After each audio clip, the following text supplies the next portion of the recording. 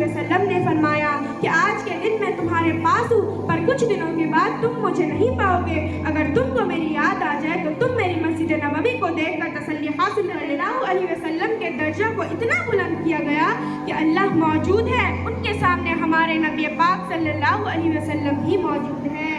تو کہتا ہے، اے نبی صلی اللہ علیہ وسلم، جو نعمت میں تجھے دینے والا ہوں سب سے اونچی نعمت ہے۔ آپ صلی اللہ علیہ وسلم اللہ تعالیٰ سے پوچھتے ہیں کہ اللہ اتنا بتا دے تو مجھے کیا دینے والا ہے۔ اللہ تعالیٰ فرماتے ہیں، جہاں میرا نام لیا جائے گا میرے نام کے ساتھ تیرا بھی نام لیا جائے گا۔ السلام علیکم ورحمۃ اللہ وبرکاتہ۔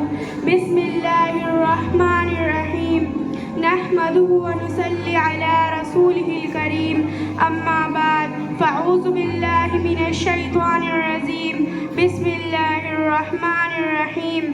میرے دوستو، آپ سب کو معلوم ہے کہ حضور صلی اللہ علیہ وسلم کی وفات 12 ربیع الاول کے مہینے میں ہوئی، اور پیر کا دن تھا جس دن ہمارے آقا سرکار دو عالم صلی اللہ علیہ وسلم جب اس دنیا سے رخصت ہونے لگی تو چند دن قبل ظہر کی نماز پڑھانے کے بعد ہمارے نبی پاک صلی اللہ علیہ وسلم منبر پر کھڑے ہو جاتے ہیں۔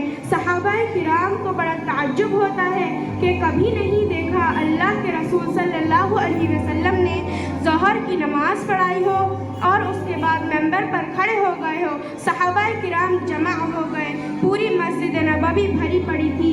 اللہ کے رسول صلی اللہ علیہ وسلم اللہ کی تعریف و حمد و ثنا بیان کرنا شروع کر دیتے ہیں، اور اس کے بعد فرماتے ہیں، اے میرے صحابہ، اللہ نے اپنے ایک بندے کو اختیار دیا ہے کہ چاہے تو وہ دنیا کو پسند کرے یا آخرت کو۔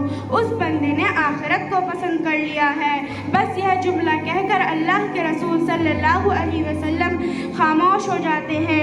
حضرت ابو بکر صدیق رضی اللہ تعالیٰ عنہ جو کہ پہلے صف میں بیٹھے ہوئے تھے، دہاڑے مار کر رونے لگے۔ روایتوں میں آتا ہے کہ فغشی ابو بکر، حضرت ابو بکر صدیق رضی اللہ تعالیٰ عنہ پر غشی طری ہو گئی، بے ہوش ہو کر زمین پر گر جاتے ہیں۔ تھوڑی دیر کے بعد ہوش آتا ہے تو سارے صحابہ کرام حضرت ابو بکر صدیق رضی اللہ تعالیٰ عنہ سے پوچھتے ہیں کہ ہمیں سمجھ میں نہیں آیا، اللہ کے رسول صلی اللہ علیہ وسلم نے تو صرف اتنا کہا ہے کہ اللہ نے اپنے ایک بندے کو اختیار دیا ہے کہ چاہے تو وہ دنیا کو پسند کرے یا آخرت کو۔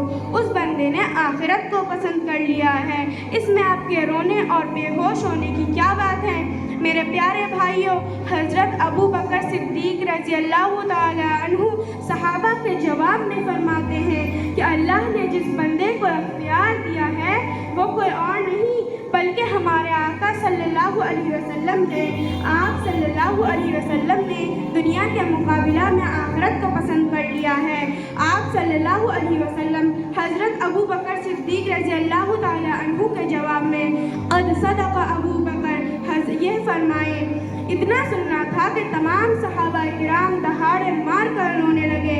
آپ صلی اللہ علیہ وسلم نے عجیب و غریب جملے فرمائے جس سے صحابہ کرام کا دم گھٹنے لگا۔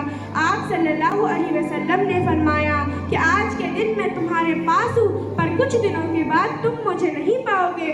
اگر تم کو میری یاد آ جائے تو تم میری مسجد نبوی کو دیکھ کر تسلی حاصل کر لینا، یا میرے روضہ اقدس پر آ کر تسلی حاصل کر لینا۔ بس یہ جملہ کہہ کر اللہ کے رسول صلی اللہ علیہ وسلم رونے لگے۔ آپ صلی اللہ علیہ وسلم کے رونے کو دیکھ کر تمام صحابہ کرام کا پورا مجمع دہاڑے مار کر رونے لگا۔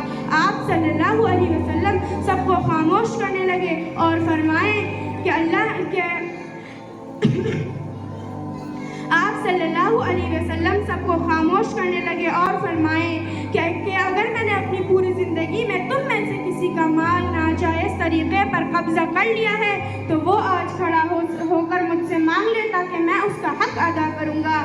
میرے پیارے بھائیوں، ہمارے آقا سرکار دو عالم صلی اللہ علیہ وسلم نے کتنا پیارا جملہ فرمائے جو دل پر اثر کرنے والا ہے۔ حالانکہ نبی پاک صلی اللہ علیہ وسلم نے اپنی پوری زندگی میں نہ کسی کو گالی دی، نہ کسی کو ناحق مارا، نہ کسی کا مال غصب کرا، نہ کسی کو بھری مجلس میں بدنام کیا، اس لیے کہ کسی نبی کا یہ شایان شان نہیں کہ وہ کسی کو گالی دے، وہ کسی کو ناحق مارے، وہ کسی کو ذلیل و رسوا کرے۔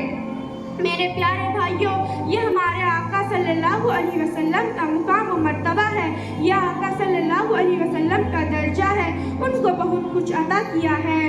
آپ سب کو معلوم ہے کہ جب معراج ہوئی تو ہمارے نبی پاک صلی اللہ علیہ وسلم کو 7ویں آسمان پر بلایا گیا، 7ویں آسمان سے بھی اوپر اٹھایا گیا، اور آپ صلی اللہ علیہ وسلم کے درجہ کو اتنا بلند کیا گیا کہ اللہ موجود ہے، ان کے سامنے ہمارے نبی پاک صلی اللہ علیہ وسلم بھی موجود ہے۔ قرآن نے اس کی منظر کشی کی، ثم دنا فتدل فقال قاب قوسین او ادنا، کہ عرش کے اندر اللہ بھی موجود ہے، اسی عرش کے اندر بالکل سامنے ہمارے نبی پاک صلی اللہ علیہ وسلم بھی موجود ہے۔ آپ صلی اللہ علیہ وسلم نے فرمایا کہ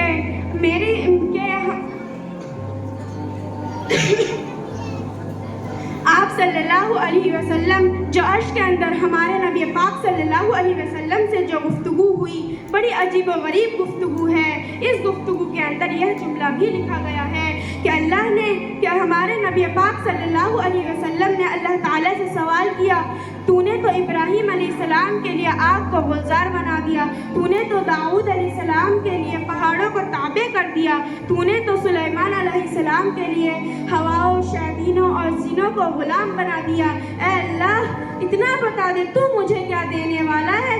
اللہ کی طرف سے اعلان ہوتا ہے، اللہ ذکرت الا ذکرت، تو ابراہیم علیہ السلام کی نعمت کو دیکھتا ہے، تو موسیٰ علیہ السلام کی نعمت کو دیکھتا ہے، تو داؤد علیہ السلام کی نعمت کو دیکھتا ہے۔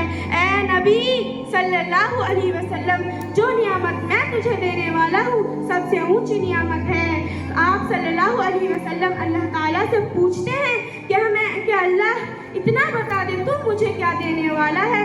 اللہ تعالیٰ فرماتے ہیں، جہاں میرا نام لیا جائے گا میرے نام کے ساتھ تیرا بھی نام لیا جائے گا، قیامت تک جو میرا نام لے گا میرے نام کے ساتھ تیرا بھی نام لیا جائے گا۔ میرے پیارے بھائیوں، ہم جب کلمہ پڑھتے ہیں لا الہ الا اللہ، ہمارا کلمہ پورا نہیں ہوتا جب تک محمد رسول اللہ نہ کہتے ہیں۔ میرے پیارے بھائیوں، ہمارے اذان دینے والے جب اذان دیتا ہے اللہ اکبر اللہ اکبر اللہ اکبر، ہمارا اذان نہیں پورا ہوتا جب تک اشہد ان لا الہ الا اللہ نہ کہہ لے۔ میرے پیارے بھائیوں، یہ ہمارے آقا صلی اللہ علیہ وسلم کا مقام و مرتبہ ہے، یہ ہمارے نبی پاک صلی اللہ علیہ وسلم کا مقام و مرتبہ ہے۔ اس نبی کی قدر کرنے کی توفیق عنایت فرمائے۔ میرے پیارے بھائیوں، ہمارے نبی پاک صلی اللہ علیہ وسلم اللہ تعالیٰ سے